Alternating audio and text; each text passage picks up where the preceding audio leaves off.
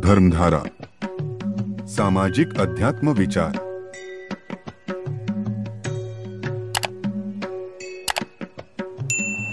करील जो प्रश्न सांगेल जो कथा, श्रवण करिता उद्धरती।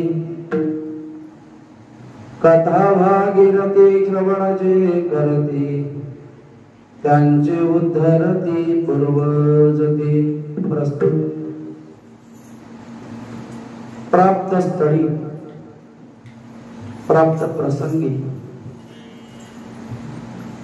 संपूर्ण पंचक्रोशीमध्ये तुम्हा सर्वांच्या पूर्वजांपासून आणि या संपूर्ण वारकरी संप्रदायाची मुहूर्तमेढ नवे तर वैष्णव पीठाचा अधिष्ठान असणारा श्री क्षेत्र तुंगेश्वर मठ आणि या मठाच्या परंपरेला आणि आताच्या असणाऱ्या नियमाला 50 वर्ष पूर्ण झालेली। किती?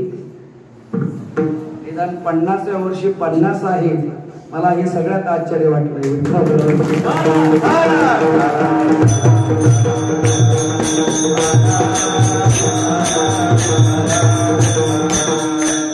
ऐकणाऱ्यांचं काय दुःख आहे ते मला कळतंय आणि आमचं सांगणाऱ्यांचं काय दुःख आहे ते तुम्हाला कळतं का नाही कळतं सांगण्यात आम्हाला वाटतं थोडस असू द्या, थोडा उशीर होईल।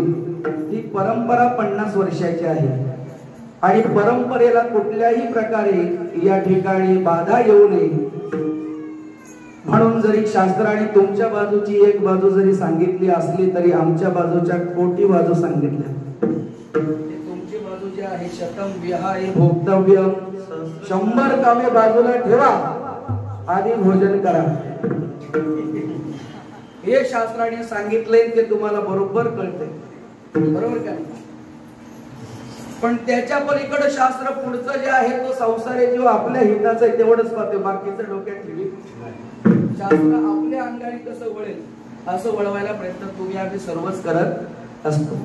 त्याच्या पलीकडे सांगितलंय सहस्रम स्नानी आचरत, 100 काम बाजूला ठेवून अगोदर जीवाने काय केलं पाहिजे? भोजन केलं पाहिजे। पण शास्त्र असं म्हणते भोजनाच्या पलीकडे 100 पटीमध्ये स्नान आहे। किती? 100 पटीमध्ये। याचा अर्थ तिथं नगण्य झालं काय? 1000 काम बाजूला ठेवा अगोदर स्नान करा असं शास्त्र सांगते। त्याच्याही पलीकडे कदाचित स्नानामध्ये जर थोडीशी बगळ देता आली तरी चालेल, बरोबर का नाही? लक्ष्यम विहाय दातव्यम, लाख काम बाजूला ठेवा, त्याच्यात भोजनही आलं स्नानही आलं लाखामध्ये, बरोबर का नाही? पण काय सांगितले? लक्ष्यम विहाय दातव्यम, लाख काम बाजूला ठेवून दान दिलं पाहिजे, बरोबर का? लक्षात घ्या, एवढं जरी कळलं तरी मला वाटतं अर्धा तासात बरोबर का नाही? पण त्याच्याही पलीकडे आमचा जो 8 तास आहे हे का त्या ठिकाणी तुमच्यावर लादलं जाते? जरी तुम्हाला दुःख होतं वेळेवर भोजन न मिळाल्याचं त्याचं कारण असं आहे, कोटी विहाय एकदम कोटी एकदम हरी भजन, कोटी काम बाजूला टाकून जीवानी पहिल्यांदा काय करावं तर भगवंताचं नामस्मरण करावं, बरोबर का? मग आता कोटी मध्ये जर आपलं एक असेल 100 तर किती पटीत ते आहे? म्हणजे चांगल्या पटीत फळ देणार आहे ते आपल्याला मिळावं म्हणून जाणून बुजून तुमच्यावर 1 तासाचा बोजा आम्ही टाकलाय।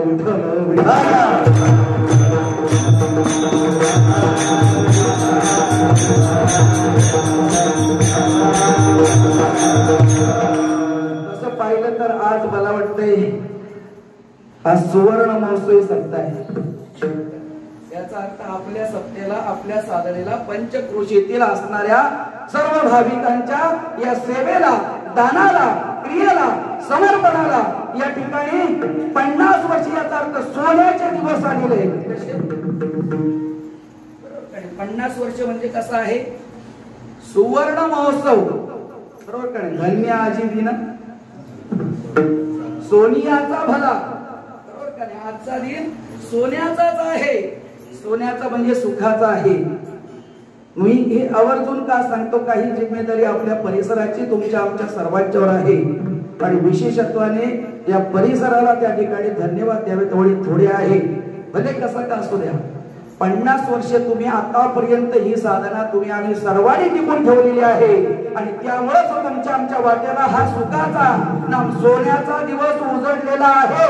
अन्यथा जर तुम्ही आम्ही विचार केला असता काय त्या साधनेमध्ये आहे, काय त्या मठावर आहे, काय त्या नामस्मरणामध्ये आहे, काय त्या हरिमठामध्ये आहे, काय कीर्तनामध्ये आहे आणि काय भागवतामध्ये आहे, मला वाटतंय तुमच्या आमच्यामध्ये आणि तुमच्या आमच्या जेवणामध्ये आज्ञारूपी अंधकार आणि कायम तुमच्या आमच्या जेवणामध्ये आवरणाच्या माध्यमातून उरला असता.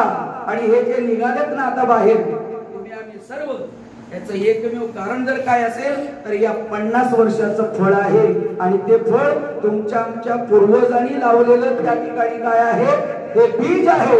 आणि त्या बीजाला आता सोन्याचे दिवस आले म्हणून तुमचं आमचं सगळ्यांचं कर्तव्य आहे का हे सुवर्णाचं असणारं जे क्षण आहे हे कुठपर्यंत न्यायचे आहे, अमृत महोत्सवापर्यंत घेऊन गेलं का एकदा अमर झालं का मग या ठिकाणी काही उन राहणार. याचा अर्थ 100 पर्यंत न्यायचं, थांबायचं नाही. आपलं 100 पर्यंत जाईल, बरोबर का नाही. लोटत भेटत काय जाईल, काहींचं मध्ये 75 म्हणजे हिरकवर थांबेल, पण आपलं 50 पण त्या ठिकाणी 100 पर्यंत जाईल. गादीवर सांगतो म्हणजे त्याला जिम्मेदारी आहे, बरोबर का नाही. आणि त्याच्यानंतर अमृत, याचा अर्थ पुढच्या पिढीला आणि या ठिकाणी कायमचं त्या ठिकाणी अमृताचं स्वादन आणि त्या ठिकाणी करायला मिळणार आहे का.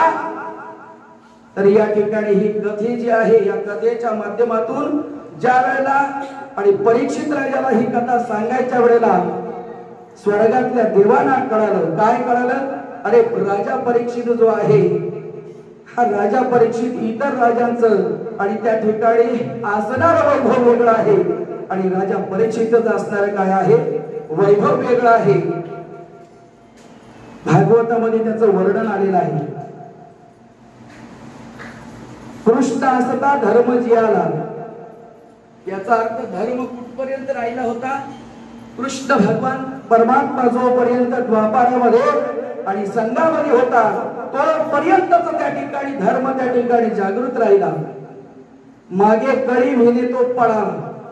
काय बोली सांगितले नाथ महाराजांनी, जसं कळीचा प्रादुर्भाव आला तसा धर्म पळाला. याचा अर्थ धर्माचं अधिष्ठान संपलं. पण हा धर्म त्या ठिकाणी कळीशी निग्रहुनी केला, धर्माहुनी भला दिसत असे. परीक्षित राजा धर्मापेक्षाही श्रेष्ठ आहे का, तर या ठिकाणी या दुर्घट असणाऱ्या कलीमध्ये आणि या ठिकाणी या संपूर्ण विश्वाला आणि या ज्ञान संहितेला नव्हे तर धर्माला जागृत ठेवण्याचं खरं कार्य जर कोणी केलं असेल तर राजा परीक्षितीने केलेलं आहे. तुमच्या आमच्या सर्व आणि या भारत भूमीवर सर्वात जर विचार केला तर खऱ्या अर्थाने आणि विशेषत्वाने उपकार जर कोणाचे असतील तर परीक्षित राजाचे आहेत. विठ्ठल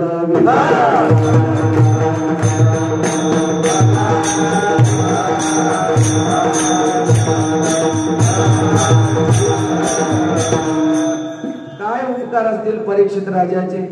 आपल्याला अर्धा एक तास थांबवायचं तुम्ही आम्ही करत करत पुढे जाणार आहोत.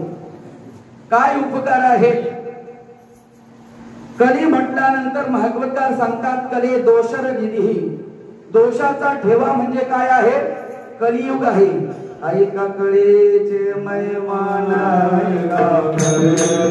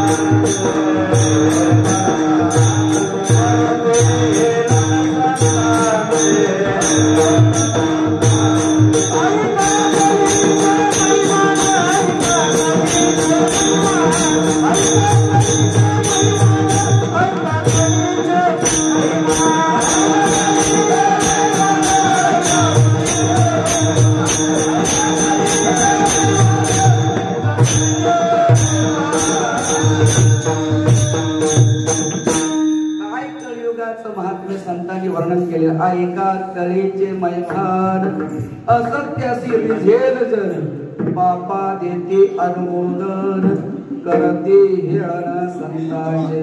कलेमध्ये विशेषत्वाने पाप वाढणार आहे, सत्य लोपणार आहे. हे त्या ठिकाणी कळी प्रत्यक्षात त्या ठिकाणी आणि परीक्षित राजाच्या समोर असताना ही परिस्थिती त्या ठिकाणी असताना एक विशेष गुण कलेचा जर काय असेल तर या कलेमध्ये एक विशेष असा गुण आहे. पापाला जरी या ठिकाणी अनुमोदन देणारा कलेचं महात्म्य जरी असलं तरी त्या ठिकाणी प्रत्यक्ष कृती केल्यावरच पाप लागते. कलेचं विशेष महत्व प्रत्यक्ष कृती केली तर पाप लागते, पण पुण्याच्या बाबतीमध्ये सहज संकल्प केला तरी पुण्य लागते. प्रत्यक्षात त्या ठिकाणी क्रिया न करताही कलेमध्ये विशेष असं आहे या ठिकाणी मला सत्याला जाता येत नाही, पण जो जातोय त्याला जर त्या ठिकाणी मी अडवलं तर पाप आहे. पण त्या ठिकाणी मनाने विचार केला मला जाता येत नाही पण तुम्ही जा एवढं जरी बोललं तरी जा म्हणणाऱ्याच्या वाट्याला जो इथं येऊन पुण्य मिळवते त्यातलं अर्ध जातं हे कलेचं महिमा आहे. विशेष फायदा एक. दुसरा कलेचा फायदा असा आहे का कलेमध्ये इतर सगळी साधनं जी आहे ही सगळीच्या सगळी साधनं कलेने काय केलेली आहेत निरोधून ठेवलेली आहेत. याचा अर्थ प्रत्येक वाटेवर साधनेच्या कलेने काय केलेले मात केलेली आहे. पण एक वाट अशी आहे का त्या वाटेवर कलेने स्वतः सांगितलेल्या इतर सगळ्या वाटा बंद आहे, पण एक वाट अशी आहे का त्या वाटेवर अजूनपर्यंत कळीला आणि कुठल्याही प्रकाराने अतिक्रमण करता आलं नाही. ती वाट म्हणजे जर काय असेल तर भक्तीची वाट आहे. अवघ्या वाटा झाल्या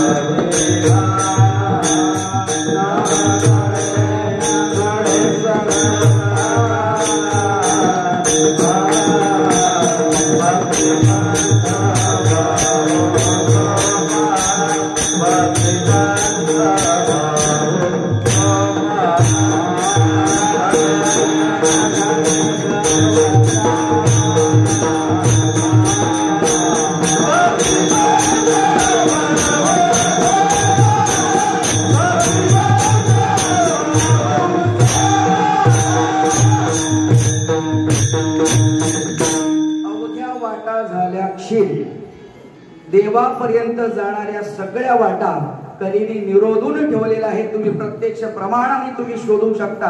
कुठल्याही वाट्याने त्या ठिकाणी शब्द जड होते. 3000 ओव्या रोज वाचायला लागतात म्हणून आणि 7 दिवस झाले. कुठलाही साधना तुम्ही करा प्रत्येक साधनेवर कळीचा पगडा आहे. आज कलियुगामध्ये सगळ्या आणि साधनेवर कलेने वर्चस्व मिळवलेलं आहे. न घडे साधन उचित विधी विधान कुठल्या प्रकारचं साधन कधी घडू देत नाही. उचित विधान एखादा म्हणेल पूर्वी व्हायचं आज कोणाच्याही वाणीमध्ये सातत्य त्या ठिकाणी सत्यता ठेवली नाही. कोणी कळीने ठेवलेले. उचित विधी अजिबात नाही, विधान अजिबात नाही, विधीही उचित होत नाही. तुम्हाला आम्हाला असं वाटतंय जर तुम्ही आम्ही रोजची नित्य नियमाची जर पूजा करत असाल तर पूजा सुद्धा आपली नीट होत नाही. बरोबर. तेच मांस मात्र मळ घ्यावे त्या ठिकाणी जळ घ्यावी माशाच्या आणि डोळ्या एवढं हातावर तळ हातावर जळ घ्यायचं आणि मग ओम केशवाय नमः माधवाय नमः त्या ठिकाणी नारायणाय नमः अनिरुद्धाय नमः पासून 24 नावापर्यंत तुम्हाला या ठिकाणी जरी ब्राह्मण सांगत असेल तरी तुमच्या आमच्या हातावर तेवढं जळ येतच नाही. ते तर नून अधिक जास्त कमी झालं तर दारू केल्याचं पाप आहे. मग तुमच्या आमच्या हातावर दिलेलं जळ माशाच्या डोळ्या किंवा उडदाचा असणारा दाना बुडेल एवढंच जळ पाहिजे. सांगा तंतोतंत येते. कर्म धर्म नवे सांग उन्हे अंगे पतल. कलीमध्ये कर्म अजिबात नाही, धर्म अजिबात उरलेला अजिबातच नाही. कर्म सांग होत नाही, धर्म सांग होत नाही, उचित विधान नाही. कुठल्याही प्रकारे त्या ठिकाणी कुठल्याही अनुषंगाने तुम्ही त्या ठिकाणी प्रयास करा. सगळ्याच वाटा काय झालेल्या आहेत, निरोध त्या ठिकाणी झालेल्या त्या ठिकाणी थांबलेल्या आहे. फक्त एकच भक्ती पंथ बहु सोपा, पुण्य नागवे आपापा, येणे जाणे खेपा, येणे एकेची तुमटकी. हे कळीचं महात्म्य त्या ठिकाणी परीक्षित राजाने ओळखलं. हा सगळ्या बाजूने वाईट आहे, बरोबर का नाही? सगळ्या बाजूने वाईट आहे. एक गुण चांगला आहे नाही, जातो ना चांगला, बरोबर का नाही? एक तरी कुठला तरी गुण चांगला आहे का नाही? चांगलं गाणं आहे, चांगलं बोलणं आहे, चांगलं त्या ठिकाणी राहणं आहे. कुठला तरी एक गुण प्रत्येकाकडे चांगला आहे, तो ओळखायचा. तुम्हाला एक त्या ठिकाणी जेवणाचं सूत्र सांगतो. आपल्यातला चांगला गुण आपण ओळखायचा आणि त्या एक गुणावर आपले सगळे दुर्गुण लपवून टाकायचे. जातात ते, राहत नाही. कुठला तरी एक गुण, पण तो पुढे आला पाहिजे, तो चांगला गुण आहे. पहा तुम्ही, काहींच्या मध्ये गाणं आहे, काहींच्या मध्ये त्या ठिकाणी संघटन कौशल्य आहे, काहींच्या मध्ये शब्द कौशल्य आहे, काहींच्या मध्ये समूह शक्ती आहे. अनेक अनेक तुमच्या आमच्याकडे जर पाहिलं तर विशेषत्वाने प्रत्येकाकडे एक ना एक ज्याला गुणवेळ म्हटलेला आहे प्रत्येकामध्ये ठेवलेला आहे. का तर त्या एक गुणाच्या अनुषंगाने तो त्याच्या जीवनाचं असणार अंतिम असणार जे ध्येय आहे त्या ध्येयापर्यंत जाऊ शकते. फक्त तो त्याने गुण ओळखून त्या गुणाला त्या ठिकाणी काय केलं पाहिजे, त्या ठिकाणी भगवंताला समर्पित केलं पाहिजे. ते गुण काही सत्यच म्हणतात, काही त्याची पूजा असो ध्यान असो काही नसेल, पण खोटं कधी बोलत नाही, बरोबर का नाही? काही मित भाषा असतात, कवी बोलतात, बरोबर का नाही? मित भाषा प्रत्येकाचा एवढा वेळ नाही. हे प्रत्येकातला आपल्यामध्ये काय चांगलं आहे एवढं शोधायचं आणि ते चांगलं स्वतःला त्या ठिकाणी बदलण्यासाठी त्या चांगल्या गुणाचा उपयोग करायचा आणि तो चांगला गुण जगाला काय करायचा, वाटत राहायचा. तो एक चांगला गुण एकच तुम्हा आम्हाला या भवसागरातून तारून घेऊन गेल्याशिवाय राहणार नाही. सर्वात अंगाने त्या ठिकाणी कळी वाईट आहे हे कोणी पाहिलं, परीक्षित राजाने पाहिलं. पण या कलीचा विशेष गुण असा आहे का या ठिकाणी संकल्प आणि पुण्य त्या ठिकाणी प्राप्त करून देणारं हे युग आहे. प्रत्यक्ष कृतीनेच पाप घडते, याचा अर्थ जो करेल त्यालाच पाप आहे. अनुमोदनाला त्या ठिकाणी पाप कळत नाही, त्या ठिकाणी प्रत्यक्ष संकल्प आणि पुण्य आहे. आणि सगळ्यात महत्वाचं या कलियुगामध्ये भगवंताच्या नामस्मरणामध्ये सोच भगवंताच्या प्राप्तीपर्यंत जाता येते. हा सगळ्यात कळीचा मोठा महिमा आहे. या एक गुणामुळे राजाने कळीला ठेवला, अन्यथा राजा त्याच ठिकाणी बाण काढून आणि कळीला मारणार. थर कापत होता कळी. तुम्हाला वाटत असेल हा पुण्यवान राजा होता परीक्षित राजा, ज्याच्या राज्यामध्ये मला वाटते धर्म असेल. त्या ठिकाणी अर्जुनाने त्या ठिकाणी धर्म राजापासून पांडवांनी जरी राज्य केलं असेल तरी पांडवांपेक्षा उज्ज्वल अवस्थेमध्ये राज्य करणारा तर राजा कोण असेल तर परीक्षित राजा होता. परीक्षित राजाच्या राज्यामध्ये वेश्या व्यवसाय नव्हता. एक परीक्षित राजाच्या आणि राज्यामध्ये त्या ठिकाणी सुरापान नाम त्या ठिकाणी मद्यप्राशन केलं जात नव्हतं. परीक्षित राजाच्या राज्यामध्ये चोरी कधी झालेली अजिबात नाही. सगळ्या प्रकारे जर वर्णन केलं तुम्ही आम्ही तर सगळ्यात श्रेष्ठ राजा जर त्या ठिकाणी राज्य करणार पाहणार कोण असेल तर त्या ठिकाणी कोण होता, त्या ठिकाणी परीक्षित राजा होता. ज्याच्या राज्यामध्ये सुरापान दारू पिणं अजिबात नव्हतं, वेश्या व्यवसाय अजिबात नाही, जुगार अजिबात नाही, चोरी अजिबात नाही, असं सर्वांग सुंदर राज्य परीक्षितीने केलं. ज्या वेळेला त्याला मारायला सुरुवात केली कळीला, तो म्हणतो आता मग तुझ्या राज्यामध्ये मी येणार नाही, पण मला आता तुझ्या राज्याचा जर कारभार पाहिला तर ही जी स्थानं सांगितली 4 स्थानं, या सगळ्या स्थानावर तुझं कुठल्याही प्रकारे पतन किंवा त्या ठिकाणी तुझ्या कुठल्याही राज्यात गेलो तरी तुझ्या कुठल्या राज्यामध्ये चोरी नाही. ही 4 जागा त्या ठिकाणी ज्या वेळेला तो शरण आला कोण कळी, त्यावेळेला 4 स्थानं आणि परीक्षित राजाने सांगितलं ज्या ठिकाणी चोरी असेल त्या ठिकाणी कळी तू जा, ज्या ठिकाणी आणि स्त्रियांचं छळ होतंय त्या ठिकाणी कळी तू जा, ज्या ठिकाणी मध्यमा त्या ठिकाणी होतंय त्या ठिकाणी जा, त्या ठिकाणी दूध खेळलं जाते त्या ठिकाणी जा. 4ची 4 स्थानं त्याच्या राज्यात नसल्यामुळे पुन्हा विनंती केली कोणी कलीनी का राजा कुठेही फिरलं तरी तुझ्या राज्यात हे नाही, कुठं तरी एक जागा दे, एक जागा दे. ती एक जागा दिली कुठली, सोनं. आजचा 50 वर्ष आहे, मला बरंच सांगायचं होतं, वेळ तेवढा नाही. या ठिकाणी सोनं हे अशी वस्तू आहे का रामायणही सोन्याने घडवलं आणि मला वाटतंय परीक्षित राजाच्या माध्यमातून या ठिकाणी भागवतही सोन्यानेच घडवलंय. विठ्ठल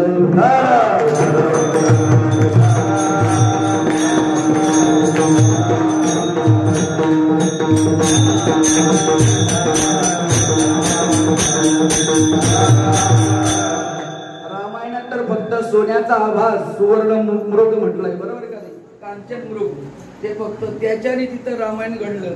बरं, त्या ठिकाणी सीता देवीला त्रास झाला असं नाही. रामायणामध्ये असा उल्लेख आलेला आहे, ज्या वेळेला सीता मातेने त्या मृगाकडे पाहिल्यानंतर प्रभू रामचंद्र सांगतात का काय तुला त्या ठिकाणी त्या मृगामध्ये आवडलं? तर म्हणते तिचं जे सुवर्ण असणार जे चामडं आहे ना त्याची मला आणि चोळी शिवायची आहे. इथपर्यंत ठीक होतंय, पण देवानी पण विचार केला का एवढी असणार जे सुवर्ण मृग मारल्यानंतर तिचं कातड बरंच आहे, हिला चोळी शिवून पण काही भाग उरेल. मग तो भाग काय करील का देवाला आल्ब त्या ठिकाणी आशा तयार झाली का त्या आसनावर मी बसून पूजा करीन. एक त्या ठिकाणी सुवर्ण मृगाच्या असणाऱ्या अंशात्मक आशानी देवाला सुद्धा बाईपासून 6 महिने बाजूला राहायला लागले. एक भाग दुसरा बलाढ्य असणाऱ्या रावणाला त्या ठिकाणी आणि त्या ठिकाणी 6 महिन्यापर्यंत त्या ठिकाणी काय करावं लागलं, सगळ्या प्रकाराने कष्ट सोसावे लागले. देवाचा एवढासा संकल्प त्या सोन्याच्या बाबतीतला मी सांगते. सोनं प्रत्यक्षात स्वरूपात नव्हतं, फक्त सोन्याचा रंग, कलर, बेंटेक्स आपल्या भाषेमध्ये, बरोबर का नाही? फक्त कलर. आणि इकडे सुद्धा या ठिकाणी असा पुण्यवान राजा कुठल्या प्रकाराने फसत नव्हता. कळीने विचार केला का जे स्थान त्यांनी मागितलेलं आहे कळीने का कुठे चोरून आणलेल्या सोन्यावर मला राहायला जागा दे. परीक्षित राजाने विचार केला का माझ्या राज्यामध्ये कुठं चोरलेलं आहे? चोरलेलंच कुठं नाही, पण ते होतं पूर्वजांचे काही पाप पुण्य आहेत ते आपल्या माती येतात. पुण्य असेल तर पुण्य, पाप असलं तर पाप, बरोबर का नाही? परीक्षित राजाने मुकुट चोरला होता का? नाही. जरासंधाचा वध कोणी केला? भीमाने. पण वध केल्यानंतर त्याला आवडला कोणाचा? जरासंधाचा मुकुट सोन्याचा. एवढं त्या ठिकाणी पांडवांच्याकडे सगळंच होतं, पण काही वेळेला वाटतंय का नाही आपल्या टोपीकडे बघितलं, महाराज टोपी, त्या मागचे भाव वेगळे असतात. त्यांना असं वाटतं महाराजांची टोपी घेतली का जसंच्या तसं आपल्या डोक्यात, बरोबर का नाही? हा एक भाव असतो. त्याच्यामुळे त्या जरासंधाचा जो भाव आहे त्या ठिकाणी जरासंधाचं मुकुट त्या ठिकाणी एवढं घेण्याचं कारण काय? तर त्याचं कारण असं होतं, 1, 2 नाही 17 वेळा देवानी युद्ध केलं. कोणाला? कोणाच्या बरोबर?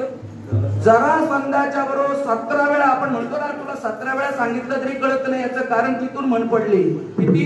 1, 2 नाही 17 वेळा युद्ध होऊन प्रत्येक वेळेला तो जरासंध परास्त व्हायचा. शेवटी त्या ठिकाणी देवाने विचार केला 17 वेळेला नंतर तो मारला असेल तो भाग वेगळा झाला, पण 17 वेळा युद्ध परतून लावले. याचा अर्थ देवाला 17 वेळा ज्याच्या बरोबर युद्ध करायला लागलं तो कसा बलाढ्य असेल. देवाने विचार केला का देवाला जर 17 वेळा जिंकता आला नाही, बरोबर का नाही, त्याला एकदाच मी काय केलेलं आहे मल्ल युद्धामध्ये त्या ठिकाणी पराजित करून उभा पाडलेला आहे. पण त्याचा मुकुट चांगला आहे, आणायला काय हरकत आहे, तो मुकुट आणला आणि त्या ठिकाणी राजगृहामध्ये त्या ठिकाणी त्या ठेवामध्ये ठेवलेला होता. सहज त्या ठिकाणी जशी बुद्धी असते त्या ठिकाणी होणार ती आहे, ते पुढचं घडायचं तशी बुद्धी मात्र होत असते. सहज त्यांनी पाहिलं आपल्या पूर्वजांनी काय शौर्य केले. परीक्षित राजा त्या खजानामध्ये गेला का काय पाहिलं? सगळ्यात पहिला हात दिसला काय? जरासंधाचा मुकुट दिसला आणि त्यांनी डोक्यात फक्त जराच टाकला. म्हणजे तो घालून काय फिरला, फक्त एवढाच टाकला आणि तेवढ्याच बुद्धी भ्रष्ट झाली. साधूचा अपराध घडला.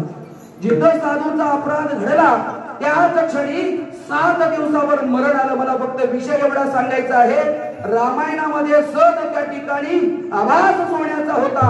6 महिन्यापर्यंत देवाला सुद्धा त्रास झाला आणि इथं सहज त्याचा स्पर्श झाला त्या चोरीच्या सोन्याचा, तर त्या ठिकाणी इथं मृत्यूला कारणीभूत ठरलं. याचा अर्थ सोनं वाईट आणून ते आपण स्वीकारायचं नाही असं नाही, पण त्याचा अभिलाष जो आहे तुकोबाराय सांगतात, अवघे पाप केले जेले सोने अभिलाषले. ज्यांनी सोन्याचा अभिलाष केला त्यांनी जगातली सगळ्यात मोठी पाप केली. याचा अर्थ असा आहे का बाबानो दुसऱ्याचं असणारं जे धन आहे ते धन आपल्याला मिळावं ह्या वृत्तीमध्ये जर जीवन जगायला गेला तर रावणच काय, देव काय, तुम्ही आम्ही काय, प्रत्येकाला काय आहे, आघात आहे. आणि या सगळ्याचं परिक्षालन आणि करण्यासाठी हे श्रवणार्थ भागवत आहे. काय उगाच 7 दिवस भागवत या ठिकाणी मला वाटते माळकरी लोकांना, आपल्या भाषेमध्ये बोवा लोकांना काही उद्योग धंदा नाही म्हणून या ठिकाणी परंपरा टिकून ठेवल्या असं नाही. की पूर्वपार आलेलं शास्त्र जे आहे ना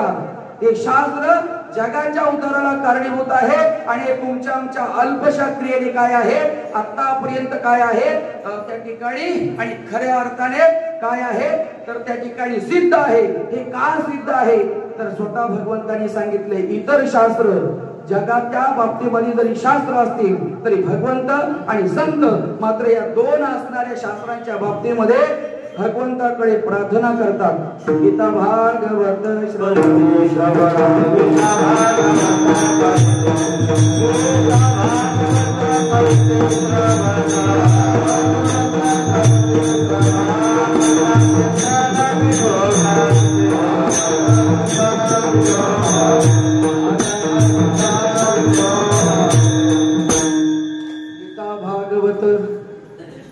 श्रवण जे अखंड चिंतन विठोबाचे तुका म्हणे मग मला इथं यायचे घडो त्यांची सेवा तरी माझ्या दैवा. ज्याला श्रवण घडलं कुठलं गीतेचं आणि ज्याला श्रवण घडलं भागवताचं त्यांची जीवनामध्ये आणि माझ्या या जीवनामध्ये त्यांची सेवा माझ्या जीवनात जर घडली तुका म्हणे दैवा पार नाही, माझ्या दैवाला पार उरणार नाही का जर यांची जर त्या ठिकाणी सेवा घडली. याचा अर्थ काय, इतर शास्त्र जे आहे ही मला वाटते अपरोक्ष नाही तर परोक्ष ज्ञानाने इकडं तिकडं झालेली तयार झालेली शास्त्र आहे. परंतु गीता आणि भागवत हे प्रत्यक्ष प्रमाण आहे. काय आहे, प्रत्यक्ष प्रमाणाने त्या ठिकाणी भगवंताच्या स्वमुखे आपण सांगतो श्री विष्णू. श्री गीता हा प्रश्न अर्जुनीशी स्वतःच्या मुखाने त्या ठिकाणी सांगितलेलं ज्ञान याचा अर्थ हे शाश्वत ज्ञान आहे. या ज्ञानाला कुठल्या प्रकारची भेळ नाही, कुठल्या प्रकारच्या बुद्धीचा मळ नाही तर हे साक्षात स्वयं श्रीकृष्ण कथेत स्वतः भगवंताने हे काय केलेलं आहे, स्वतःच्या मुखाने या जगताच्या उद्धारासाठी ठेवलेले शास्त्र आहे आणि हे उद्धाराला कारणीभूत आहे. पहा गीताचा वाङ्मयी श्रीमूर्ती प्रभूची स्वतः भगवंताने सांगितले. गीता काय आहे, वाङ्मयी स्वरूपाची माझी मूर्ती आहे आणि त्या मूर्तीचं हृदय म्हणजे काय आहे तर भागवत आहे. ते हे भागवत भगवंताचे हृदयगत हे त्यासीच होय प्राप्त ज्याचे निरंतर चित्त भगवंताशी. भगवंताने स्पष्ट सांगितले मी कुठं आहे तर गीता ही माझी काय आहे मूर्तिमंत त्या ठिकाणी वाङ्मय स्वरूपाची मूर्ती आहे आणि माझं हृदय काय आहे तर भागवत आहे. हे हृदय स्वरूपाचं असणारं त्या ठिकाणी भगवंताची मूर्ती हृदय नाम प्रेम.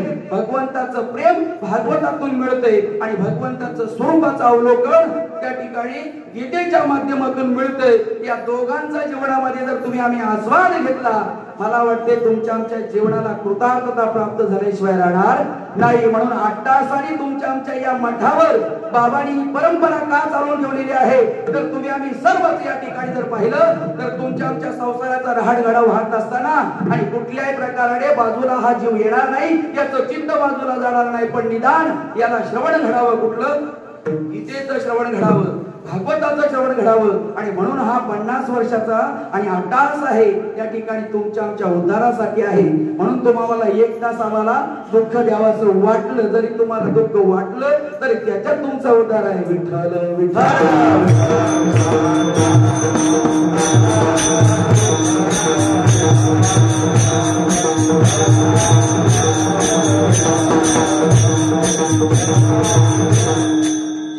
पाहिलं तर तुमचं आमचं जीवन हे एक प्रश्न आहे आणि त्या प्रश्नाचं उत्तर शोधण्यासाठी तुम्ही आम्हाला आयुष्य दिलेलं आहे. काय केलेलं आहे, जीवन हा सगळ्यात मोठा तुमच्या आमच्या जीवनातला प्रश्न आहे आणि त्याचं उत्तर शोधण्यासाठी आयुष्य आहे ज्याचं त्यांनी त्या ठिकाणी तपासलं पाहिजे. पहा मी नेहमी गमतीने सांगत असतो का तुमच्या आमच्या जीवनाचं उत्तर शोधायचं असेल तर काय केलं पाहिजे.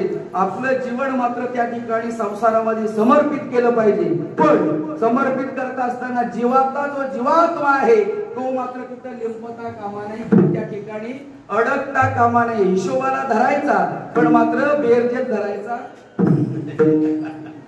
हिशोब लावायला त्याला पुढे न्यायचा. याचा अर्थ प्रत्येक क्रिया करायला तुमचा आमचा जो आत्मस्वरूपाचा त्याच्याशिवाय तर तुमची आमची क्रिया घडणार नाही.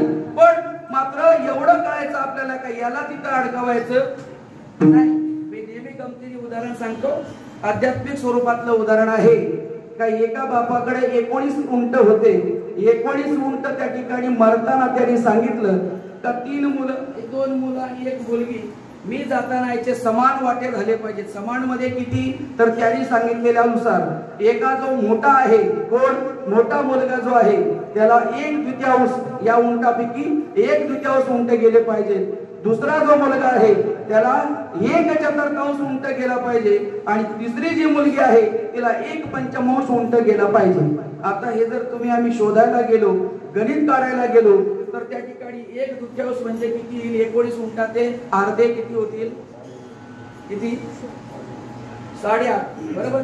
उंट कापूस तर पाप लावून घ्यायचं बरोबर का नाही. वाटणी करायच्या माथ्यात पण होईल आणि जो घ्यायला नाही त्याच्या पण माथ्यावर होईल. उंटाची बरोबर त्या ठिकाणी त्या बापाने सांगितल्यानुसारच त्या ठिकाणी वाटणी झाली पाहिजे. पण त्या ठिकाणी उंट ही मरता कामा नाही.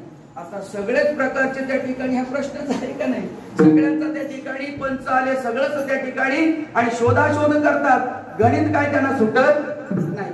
बराच वेळ गेला गणित सुटत नाही. तेवढ्यात दुसरा एक उंटवाला तिथून येत सहज चालला होता. त्याने पाहिलं का इथं एवढे उंट आहेत आपल्या जातीचे असतील बरोबर का नाही. तिथं जात तिथं जातीला जात आपण म्हणतोय का नाही मिळत असते. उंट आहेत त्या ठिकाणी तर त्या ठिकाणी आपण गेलं पाहिजे. सहज पाहायला गेल्यानंतर तो म्हणतो का इथं या 3 मुलांचा बापाचं त्या ठिकाणी त्या ठिकाणी गमन झालेलं आहे आणि बापाने जाताना सांगितलेलं आहे मोठ्या मुलाला 1/5 उंट दिले पाहिजे. त्या ठिकाणी 1/2 उंट दिले पाहिजेत. 2 नंबर त्याला 1/4 दिले पाहिजेत आणि त्या ठिकाणी 3 नंबरची जी मुलगी आहे तिला 1/5 दिलं पाहिजे. गणित काय सुटत नाही म्हणतो सुटणार गणित. त्याने त्याचा उंट काय केला 19 मध्ये त्याचा उंट बरोबर उभा केला बरोबर. आता उभा केल्यानंतर 19 चे किती झाले 20 झाले बरोबर का नाही. 1/2 म्हणजे मोठ्या पोराला किती आले 10.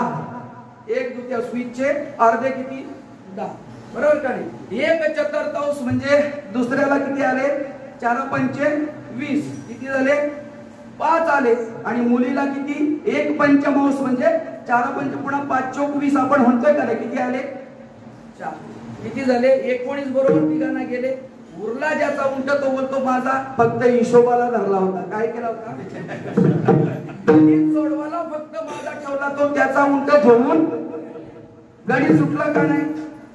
गणित सुटलं उंट अडकला का त्याचा उंट न अडकता गणित सुटलं. तसं तुमच्या आमच्या या संसारामध्ये तुम्ही आम्ही राहत असताना हा आत्मस्वरूपाचा एक जो भाग आहे ना त्याच्याशिवाय तर कारभार होणारच नाही बरोबर का नाही. त्याच्याशिवाय कारभार होईल का नाही. देखवी ऐकवी एक नारायण त्याच्या क्रिया त्याच्यामुळेच आहे का नाही. पण आता त्याला त्या ठिकाणी ठेवायचं पण आहे आणि त्याच्यातून बाजूला पण काढायचंय. मग काय करायचं आहे तर त्या ठिकाणी 10 बरोबर का नाही 10 उंट म्हणजे 10 इंद्रिय बरोबर त्या ठिकाणी आणि पंच विषय दुसऱ्याचा असणारा पंच विषय आणि चौथा अंतःकरण चतुष्टय. या 19चा जर तुमच्या आमच्या जीवनात विचार केला ही तत्वसंख्या आपण त्या दिवशी वाचत होतो बरोबर का नाही. कोण म्हणतो 1 तत्व आहे, कोण म्हणतो 3 आहेत, कोण म्हणतो 5 आहेत, कोणी म्हणतो 24 आहेत, कोण म्हणतो 25 आहेत, कोण 28 आणि शेवटी 36 वर गेला. 1 3 5 मेळा 25चा 36 तत्वाचा मूळ हरी.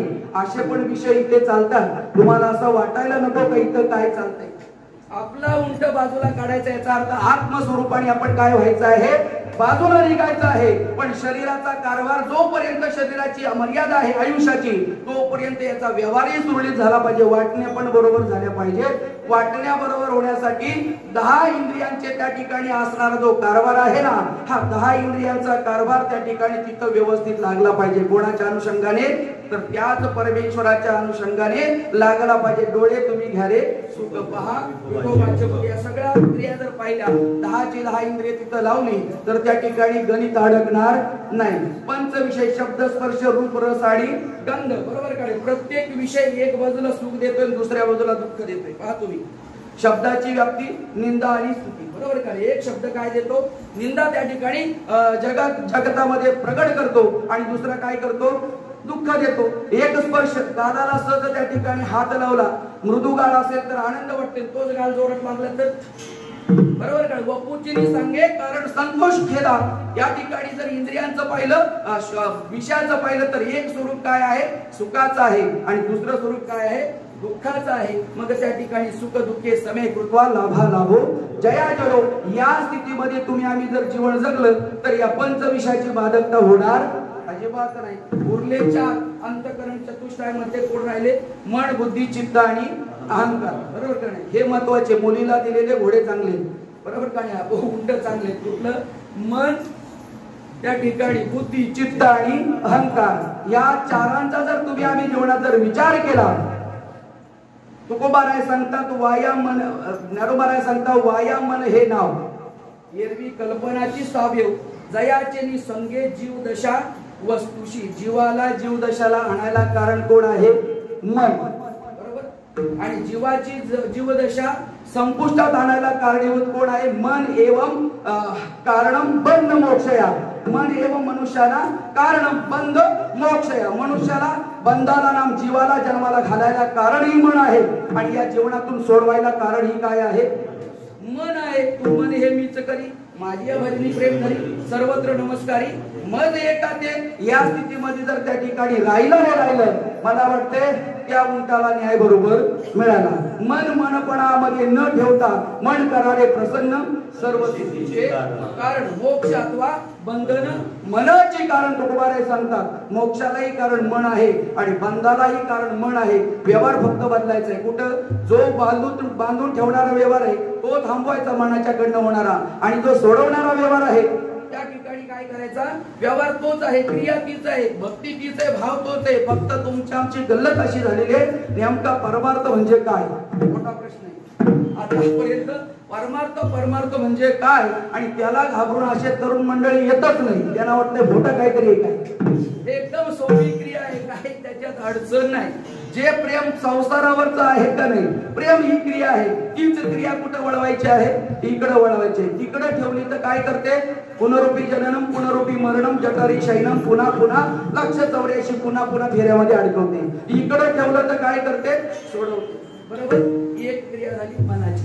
दुसरी क्रिया त्या ठिकाणी सांगितले बुद्धीची. पाहतो मी बुद्धीच्या बाबतीमध्ये जर एक विचार केला व्यवसायात्मिका बुद्धी एक हेर करुणंदन हा बहुशाखा अनंतच बुद्धी अव्यवसायिना. स्वतः भगवंतांनी सांगितले व्यावसायिक याचा अर्थ एकच निश्चयात्मक बुद्धी. ज्या वेळेला परमेश्वराच्या ठिकाणी आणि रत होईल बुद्धीचे वैभव एक केशी राजे सकळ सिद्धी. या स्थितीवर बुद्धी ठेवली तर ती बुद्धी बाधक नाही आणि त्या ठिकाणाहून जर बुद्धी बाजूला गेली तर मग अनेक बुद्धीचे तरंग क्षणोक्षणा पालटे रंग भरू जाता संगत होतो होय बाधक. बुद्धी एक ठिकाणी जर निश्चित केली तर जीवाला सोडवते आणि अनेक ठिकाणी विभागली तर जीवाला काय करते अडकवते. दुसरा झाला या ठिकाणी क्रिया फक्त इथली क लावायची बाकी काय नाही. तिसरं चित्त बरोबर. चित्त काय करते विषयाचं त्या ठिकाणी चिंतन करते आणि भगवंताचं चिंतन करायला सुद्धा काय आहे चित्ताचीच गरज आहे. भगवंत ही चित्तामध्येच त्या ठिकाणी सामावला जातोय आणि विषय सुद्धा चित्तामध्येच सामावले जातात. विषय जर चित्तामध्ये अडकले तर त्या ठिकाणी बऱ्याच अनादी संसार माळेच्या ठाई बरोबर का नाही अनेक विषय दडले चित्ताचे ठाई. काही केल्या निघेना बाहेर निघतच नाही. चित्तात अडकलेले विषय बाहेर निघत नाही. मग त्याला जर बाहेर काढत असेल तर विषयांचं चिंतन सोडून भगवंताचं चिंतन जर चित्तामध्ये ठेवलं परिणाम काय होईल चित्त त्या ठिकाणी शुद्ध होईल. परिणाम काय करेल जीवाला सोडवी उंट अडकणार नाही. चौथा राहिला काय अहंकार. अहंकार त्या ठिकाणी तुकोबाराय सांगतात अहंकार गेला आणि तुका म्हणे देव झाला. किती मोठा त्या ठिकाणी अहंकार घालवला. एकच अवगुण त्या ठिकाणी अहंकार गेला. तुका म्हणे देव झाला. तो जीव देव होतो. व्यवहार तर होतोय का नाही? मनुष्य रूपाचा शरीराचा व्यवहार झालेलाच आहे, पण अहंकार बाजूला गेला तर त्या ठिकाणी काय होते? जीवाला देव बनवण्याचं सामर्थ्य अहंकार घालवण्यामध्ये आहे, अहंकारयुक्त जीवन जगण्यामध्ये नाही. मग तुम्हाला जो अहंकार आज त्या ठिकाणी अनेकविध प्रकारच्या व्यवहारांच्या माध्यमातून, क्रियेच्या माध्यमातून, ज्ञानाच्या माध्यमातून, अनेक प्रकारच्या असणाऱ्या सत्तेच्या माध्यमातून, बुद्धी कौशल्याच्या माध्यमातून जो तयार झालेला आहे का, हा थोडासा बाजूला ठेवायचा आणि एवढाच विचार करायचा, काय? चिदानंद स्वरूपम शिवोहम शिवोहम. बाकीचं माझं स्वरूप नाही, मी कोण आहे? सच्चिद आनंद घट स्वरूपातला आहे. एवढं जर केलं त्या ठिकाणी तयार झालं, परिणाम काय होणार आहे? अहंकार त्या ठिकाणी गलित गात्र होणार आहे. देह मी नव्हे हे सरे. तुकोबाराय सांगतात, देह मी हा अहंकार आहे आणि देह मी नव्हे हे सरे बाजूला गेला. उरतय काय? उरला उरे विठ्ठल. देव उरला जातो याचा अर्थ असा आहे, क्रिया तिथंच आहे, जास्त काय नाही. फक्त इथली क्रिया इथं लावली, इकडं अडकवते आणि इकडं काय करते? सोडवते. तुमच्या आमच्या पूर्वजांनी काहीतरी या ठिकाणी त्यांना मिळालंय आणि म्हणून जतन केलेलं आहे. त्यासाठी आपला उंट न अडकवता आपलं गणित सोडवायचं जीवनाचं, त्यासाठी भागवत ऐकायचं. विठ्ठल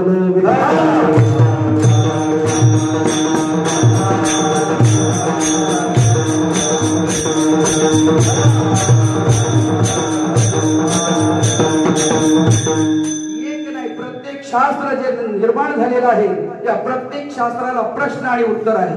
तुम्ही आम्ही तुमच्या आमच्या जर विचार केला, तुम्ही आम्ही आता ईश्वर या ठिकाणी आहे. व्याकरणाची असणारी जी निर्मिती आहे कुठून झालेली आहे? पाणिनीपासून झालेली, बरोबर का नाही? पाणिनीपासून त्या ठिकाणी झालेली जी व्याकरणाची निर्मिती आहे, त्या पाणिनीच्या बाबतीमध्ये सुद्धा काय आहे? तर पतंजली आणि त्या ठिकाणी पाणिनी यांचा काय आहे? त्या ठिकाणी प्रश्न उत्तराचा काय आहे? संवाद आहे. ज्या वेळेला पाणिनी आणि त्या जलाशयामध्ये सूर्याला अर्घ देत होता, अर्घ देत असताना सहज त्या ठिकाणी अशी आंधळी घेतली आणि पाणी त्या ठिकाणी सोडणार, तेवढा त्याच्या त्या आंधळीमध्ये सापाचं असणार एक बारीक पिल्लू पुढे आलं आणि पुढे आल्यानंतर त्या ठिकाणी पाहिलं डोळे उघडून, टाकून दिलं त्या ठिकाणी. पण टाकून दिल्यानंतर त्यांनी प्रश्न केला, कप्पम बालका, हे बालका तो कोण आहे? तो म्हणतो सापोहम, मी कोण आहे? साप आहे. तो म्हणतो सापोहम नाही, सर्पोहम. इथून त्या ठिकाणी व्याकरण चालू झालं. मी तो सापोहम म्हणत होता आणि या ठिकाणी पाणिनी त्याला काय सांगत होता? सर्पहम असं म्हण.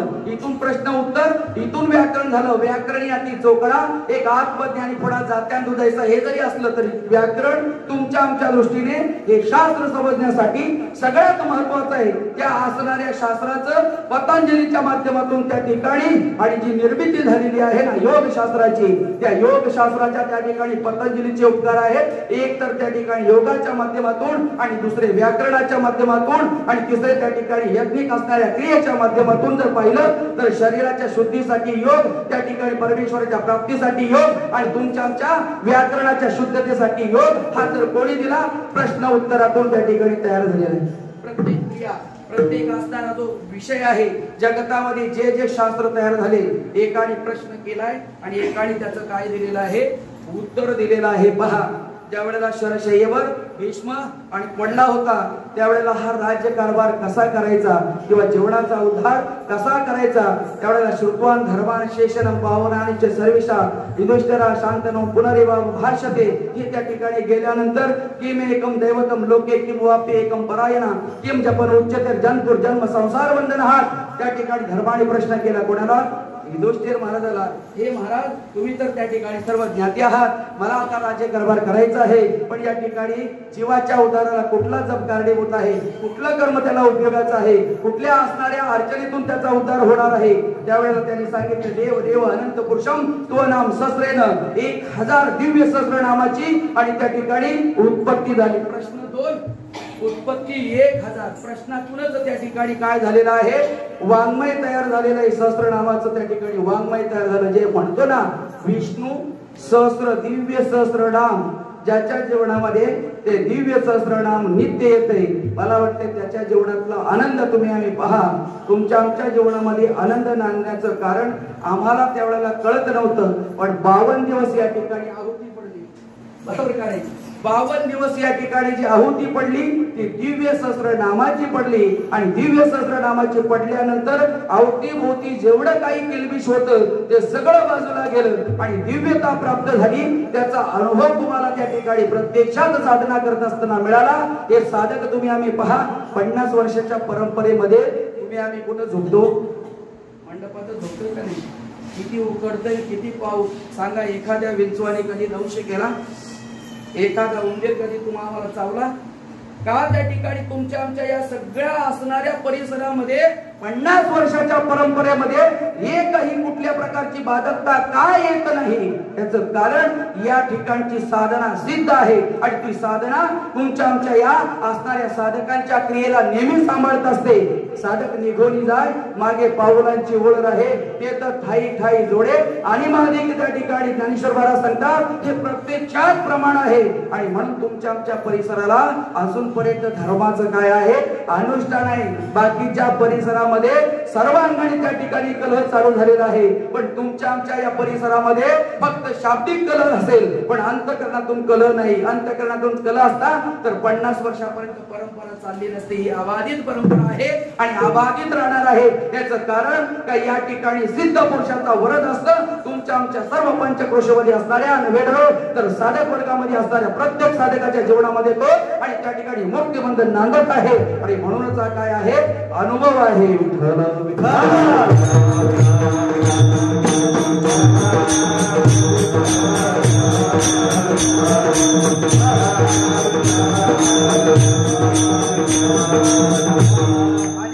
अनेक प्रश्न आहेत. प्रत्येक प्रश्नाचं उत्तर या ठिकाणी पहा.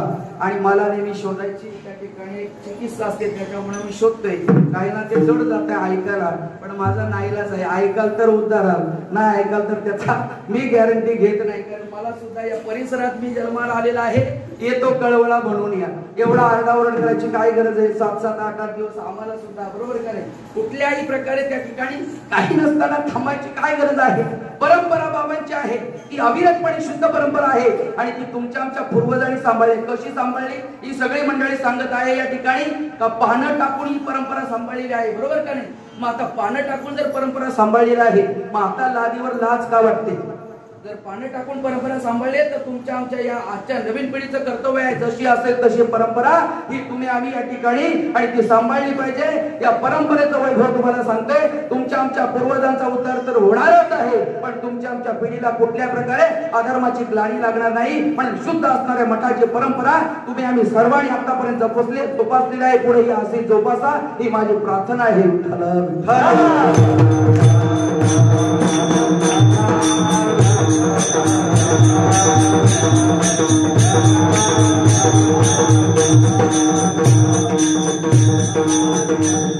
प्रश्न अनेक आहेत, वेळ कमी होत चाललेला आहे. असो त्या ठिकाणी प्रत्येकाचं पहा तुम्ही हे जीवन जगत असताना आता साधक जीवन आहे त्याच्यामुळे आमचं सुद्धा प्रश्न उत्तर चालत असतात. तुमचं आमचंच नाही. कबीर महाराजांच्याकडे गैबीनाथ ज्या वेळेला आल्यानंतर गैबीनाथांचा आणि कबीर महाराजांचा संवाद आहे. आओ साधू आओ आओ घेलो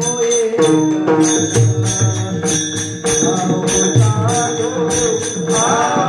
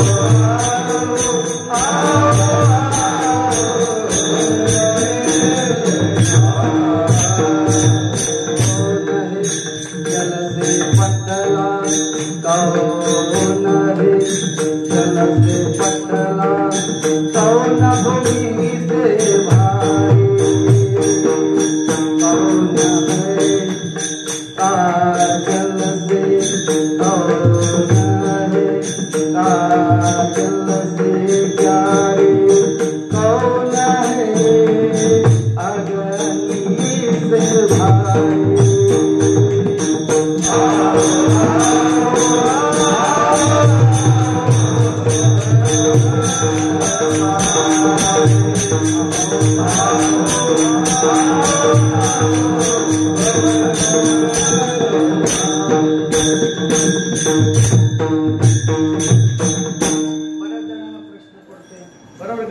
साधूच्या हातात कमंडोळच का भगवो वस्त्रच का बरोबर का नाही त्या ठिकाणी ते जाणवच का आता मी पण गोत्यात पडलो ज्या मला जाणवलं आओ आओ आओ साधो खेलो एक डाव त्या ठिकाणी कहा से आया बाबा कौन तुम्हारा गाव आला कुठला आला कुठून त्या ठिकाणी तुझं गाव कुठलं कौन तुम्हारी मुद्रा कौन तुम्हारा नाव तुझी मुद्रा काय तुझं नाव काय कौन दिया दंड कमंडळू दंड आणि कमंडळू कोणी दिलं कौन दिया झारी कौन दिया भगवा वस्त्र कौन दिया ब्रह्मचारी हे प्रश्न त्या ठिकाणी विचारले कौन त्याकडे सांगितले कौन जल से पतला कौन अग्नि से तेज कौन भूमी से भारी सगळे प्रश्न त्या ठिकाणी प्रत्येकाचं उत्तर आहे बाबांनो तुम्हाला असं वाटते का जगामध्ये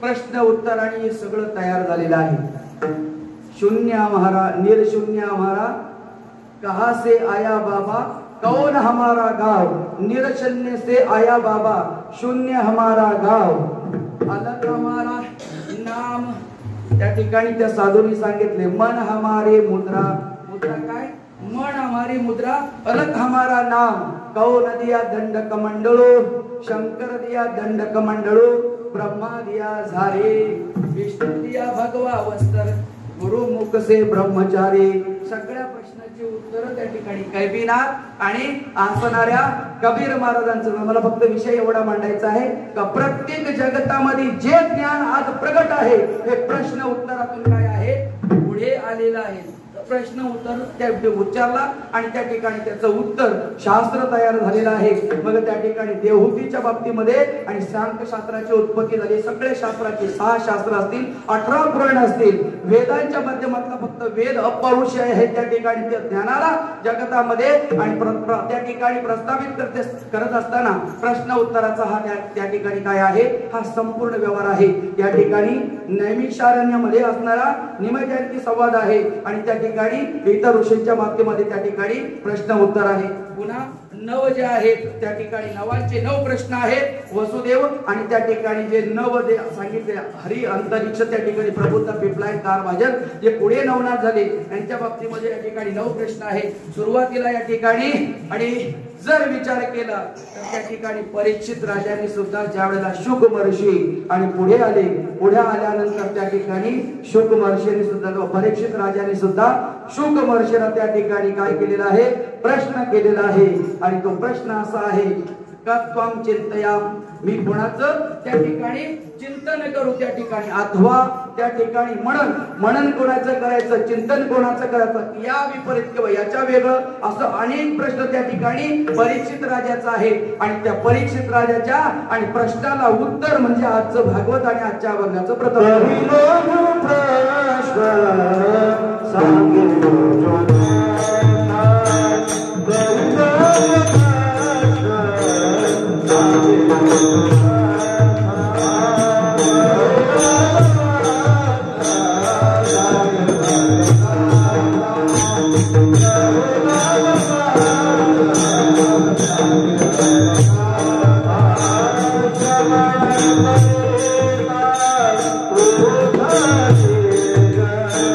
Shravana Panita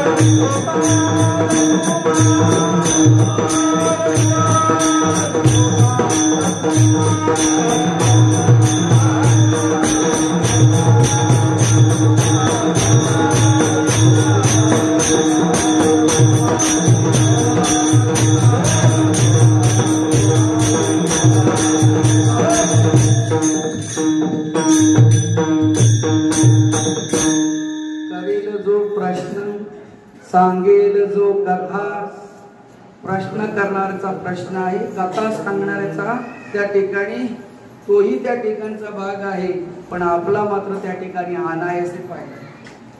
सहज ब्रह्मरसाचे पारणे देवा केले अर्जुना कारणे, तेच समेचे पावणे पातलो आम्ही. बरोबर का? देवाने सांगितलं कोणासाठी?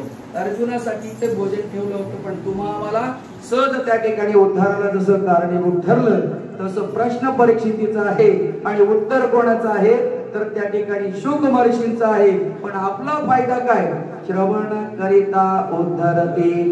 9 प्रकारच्या भक्तीतली पहिली भक्ती सांगितली श्रवण, आणि श्रवण ज्याचं पक्क झालं तोच आत्मनिवेदन पर्यंत जाईल. 9व्या पायरीवर उडी मारता येत. पहिली पायरीच आमची पक्की नाही. बरोबर का नाही? आहे का पक्की? जर पक्की असेल तर उद्या सकाळी विचारणार मी. बरोबर का नाही? आम्ही 50 वर्ष या ठिकाणी श्रवण करतोय.